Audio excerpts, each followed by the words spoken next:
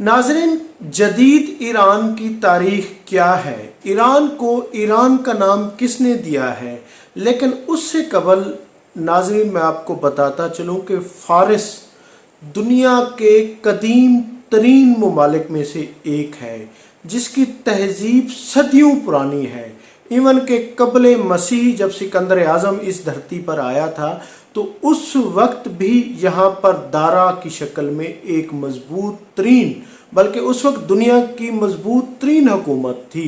यूँ समझ लें कि उस वक्त का वो अमेरिका था दारा, जिसे सिकंदर आज़म भी खौफजदा था। तो ईरान की सदियों पुरानी यानी फ़ारस की तहज़ीब है, फ़ारसी तहज़ीब। तो नाज़रीन, हजूर करीम सल्लल्लाहु अलैहि वसल्लम के दौर में भी ईरान एक मजबूत तरीन फ़ारस यानी कि इसकी हुकूमत थी। अब उसकी जदीद तारीख़ पे आते हैं।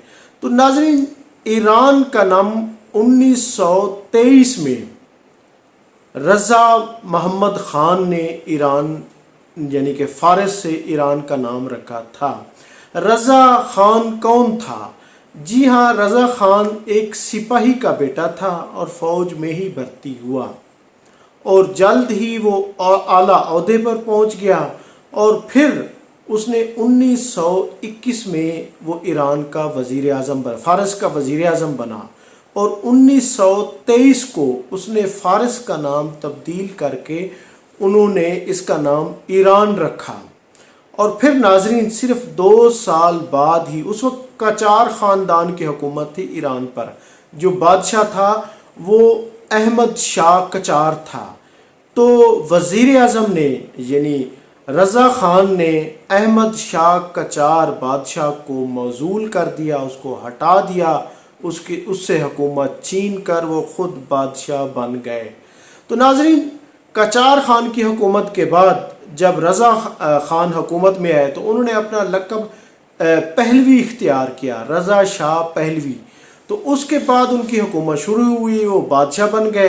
तो उन्होंने यानी कि मग़रिब की भी मुखालफत की और उसमें कई इनकलाबी इक़दाम भी किए। तेहरान यूनिवर्सिटी की बुनियाद रखी और कई यानी कि उसने तमीराती काम किए। नाज़रीन, जब सेकंड वर्ल्ड वार हुई तो एक तरफ इत्तेहादी थे, अमेरिका यानी कि अमेरिका था, रूस था, बरतानिया था, उसके साथ और भी इत्तेहादी थे। तो दूसरी तरफ जर्मनी, जापान थे। तो जो रज़ा ख़ान पहलवी थे उन्होंने, उसकी दोस्ती जर्मनी के साथ थी, तो उन्होंने इत्तेहादियों के ख़िलाफ़ जर्मनी का साथ दिया, बल्कि वो जर्मनी के साथ थे, जिसकी वजह से सेकंड वर्ल्ड वार के दौरान रूस और बरतानिया की फ़ौजें ईरान में दाखिल हो गई थीं और उन्होंने रज़ा ख़ान पहलवी से इक़्तिदार छीन कर उसके ही बेटे उसका नाम भी रज़ा पहलवी था, यानी कि सेकंड रज़ा पहलवी, उसको इक़्तिदार 1941 में सौंप दिया। और ये है कि रज़ा पहलवी सीनियर जो है वो जनूबी अफ्रीका फ़रार हो गए और वहीं पर ही उनकी मौत हुई।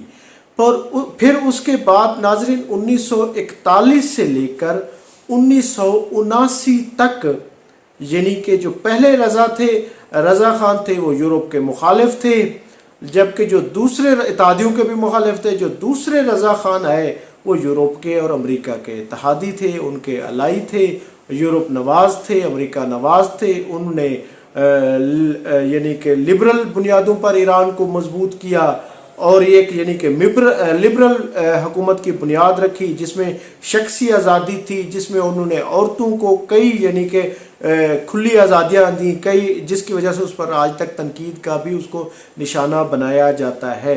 लेकिन इमाम खुमैनी का 1979 के इनकलाब के बाद, जिसमें अवाम उठ खड़े हुए थे और वो यानी कि अपना मुल्क से फ़रार हो गए थे, उसके बाद इमाम खुमैनी आ गए थे और 1980 में उनकी यानी कि मिस्र में उनकी डेथ हो गई थी। तो ये रज़ा ख़ान की वो थी। उसके बाद इमाम खुमैनी का दौर शुरू होता है, जिसमें यह है कि अब तक यानी कि उनके अब ख़ामनाई का दौर है, जो उनके सुप्रीम लीडर हैं।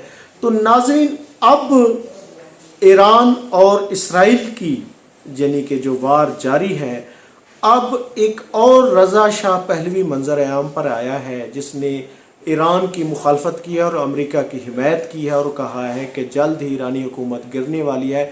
تو ناظرین یہ کون ہے؟ حالانکہ یہ ان کی تیسری نسل سے ہے، یہ اس رضا شاہ کا بیٹا ہے جو 1980 میں جس کی ڈیتھ ہو گئی تھی، یہ اس کا بیٹا ہے، اور یہ ان کی پوری فیملی، یعنی ان کی والدہ بھی، ان کی بہنیں بھی اور اس کی بیٹیاں بھی، یہ امریکہ میں مقیم ہیں، اور یہ اس امید پر سامنے آئے ہیں کہ شاید امریکہ اسرائیل یہ حکومت گرا دیں گے، خامنائی کی حکومت گرا دیں گے، علی خامنائی کی حکومت، اور اس کے بعد ہم اقتدار میں آئیں گے۔